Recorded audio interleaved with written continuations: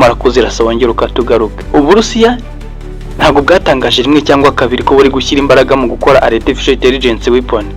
Ubushinwa nabwo ubwo burutse kwerekana ibifaru birenga magana indege za kirimbuzi, intwaro ndetse na drone zidasanzwe, ama rocket grenade, amagrenade agezweho mu bwoko buhambaye, imbunda nyinshi cyane zigezweho. Nabwo mu magambo bwavuze ko buri kwivugurura ndetse no gushyira imbaraga nyinshi mu kubaka artificial intelligence. Ubusanzwe Uburusiya, Ubushinwa ndetse na Korea ya Ruguru ni ibihugu bifatanya agatoki ku kandi byose bikagira umwanzi umwe ari we Leta Zunze Ubumwe za Amerika.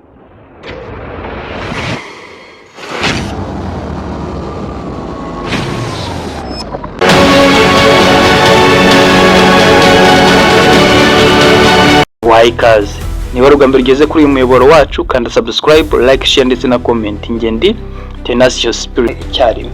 Abantu n'ubundi bakomeza kutuzanira utuvideo dutuma ibintu bicika ku isi hose, barongeye bararikoroje. Noneho bazanye video igaragaza ko kugendera hejuru y'amazi bitakiri igitangaza. Uzi icyo bakoze inkweto.